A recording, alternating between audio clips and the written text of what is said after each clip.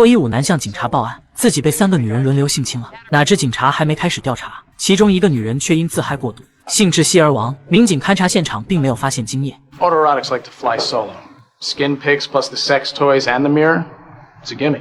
但专案组的警探们可不这么认为，哪有这要巧的事？于是接连走访了死者辛妮最后联系的2个好朋友，一个是著名的业界律师，但律师艾勒言明2人见面只是谈了离婚的事，而另一个则是股票分析师。分析师更了解辛妮，透露了他确实喜欢玩性窒息的游戏，所以根据2人的口供，警察也倾向于这是一个意外。加之助理法医也还原了过程。She tightened the rope around her neck like so, and using an arm to support her weight on the bed, she leaned at a slight angle.She miscalculated, lost control, and passed out. Her body goes slack and acts as a counterweight. We call it gentle strangulation. 最终，警察把案件定性为意外死亡。殊不知他们犯了一个大错误，而这个秘密在接下来的性侵案中才慢慢揭晓。既然辛妮死亡是个意外，警察则又转身继续调查起了脱衣舞男被轮案，却不料这竟是一个十分棘手的案件。首先，警察内部就出现了分歧。泰勒根本不相信男人会被性侵，因为他有力量反抗，而且如果是被激起了欲望，那就表示他是同意的。况且报警后，前任检察官也没起诉。然而，身为女性的本森和检察官却支持受害者，他们反驳男人力气只是正常的生理反应，并不代表他们同意。警方应该坚决为受害者发声。最终，双方谁也没说服谁，只好决定先调查清楚后再做决定。接着，2人就找到了永强的前女友。结果女友也认为永强没被性侵，因为他是男人，男人才不会被女人性侵。同时透露，刚认识永强时，他正被一个大12岁的女人包养，他替他支付了大学戏剧系的学费，并推测永强将性侵公之于众的原因，其实是为了获取关注。Peter cheated on me with a casting director to get a part in a play. He'll do whatever it takes to get ahead.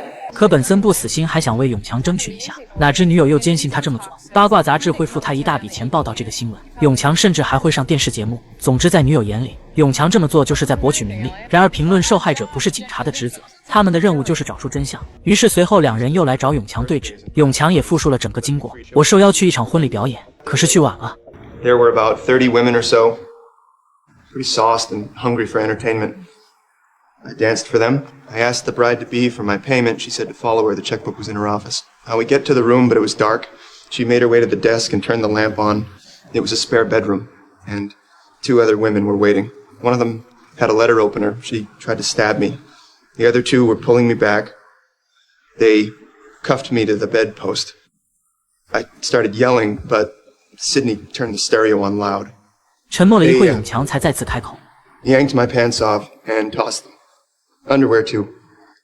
I didn't want to, but my body, I can't explain it.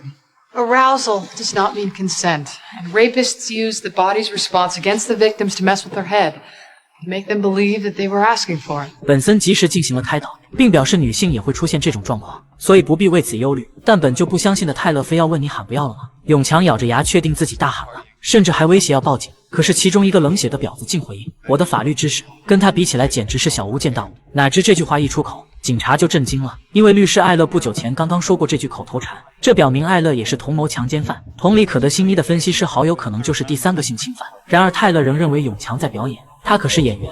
对此，本森大声反驳这是性别歧视。眼见2人又要吵起来，大队长急忙阻止，命令将2名嫌疑人带来审问。等到2人归案后，马上就安排了指认。结果永强一眼就认出了他俩。确定艾勒和分析师就是性侵犯。然而要想打赢女人性侵男人的案件，可不是那么容易的。这不还没开庭，对方的黑律师就提出了撤销指控的动议，而且理由也相当充分。A violation that comes through penetration. Women can't rape men.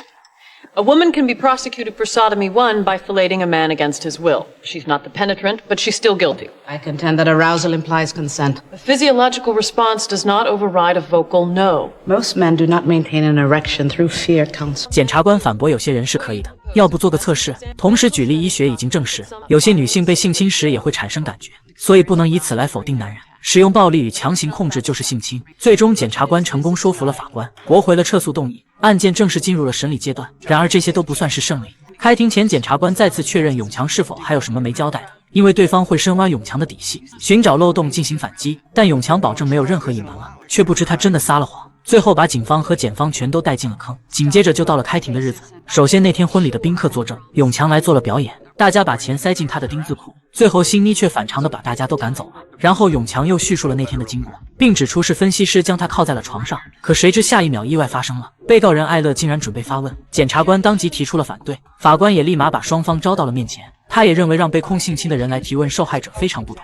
但黑律师声称被告人也是一名律师，法律赋予他为自己辩护的权利。即使检察官反驳这是削弱证人信心的恐吓战术，但法官也不好剥夺他的权利，只能在警告一番后，最终无奈批准了。而出乎所有人意料的是，艾勒手里还真握有反败为胜的证据。他直接指出永强曾向新妮提起民事诉讼，要求500万赔偿。永强本不想回答，但在法官的命令下，只能咬牙承认了这件事，并且艾勒手里还有那场诉讼的复印件。这下问题就变质了，永强这么做就不算是被性侵了，整个检方也被他坑了。气得检察官真想捏死他，可哪知永强这么做也是有理由的。他的目的是想套出所有强奸者的名字，并不是真想要赔偿。如果提前说出来了，你们肯定会认为我是为了钱。至于如果真的赢了诉讼，得到的补偿我会全部捐出去。但是检方需要永强拿出证据。好在信任他的本森提出了可以找委托律师作证，并且永强也表示新妮已经快要同意了，不料却这么意外死了，导致那场诉讼失去了法律效力。谁知听了这话，本森立马意识到了什么，然后就从诉讼律师那里得到了证实，永强确实没打算要钱，而是只要名字。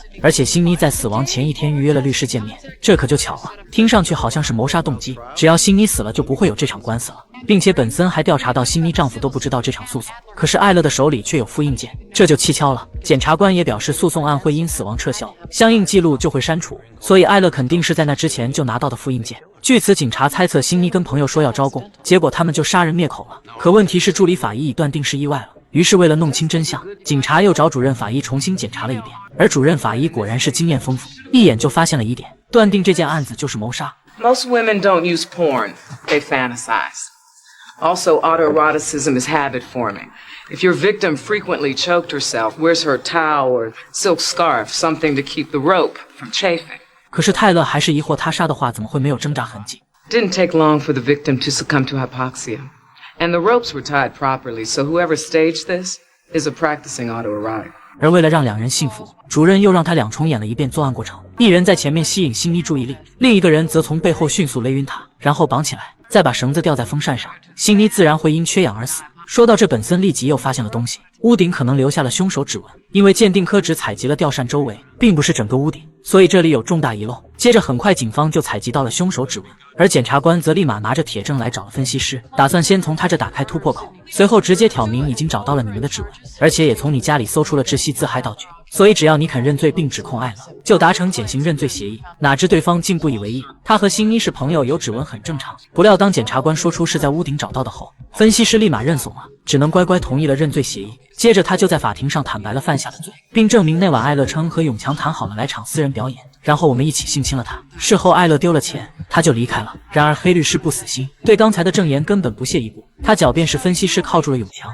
所以是分析师性侵了永强而不是艾勒，并且永强是和艾勒达成了服务协议的，事后也给了钱，所以两人是合意不是强迫。至此法庭辩论结束，剩下的就交给陪审团决议了。而陪审团也很快做出了判决，艾勒1级性侵罪不成立，拘禁罪不成立，只有3级人身攻击罪成立。可以说艾勒是大获全胜，果然想告赢女人性侵男人是难上加难。对此永强也是无话可说，而黑律师则是乐开了花。殊不知他马上就要迎来下一场官司了，因为艾勒刚得意洋洋走出法庭，就又被警察逮捕了。罪名当然是谋杀新妮，可他仍叫嚣还会打赢这场官司。但检察官可是有绝对的证据，相比于艾勒的嚣张，黑律师可清楚得很，这次他可真逃脱不了法律的制裁了。这也算是法网恢恢了。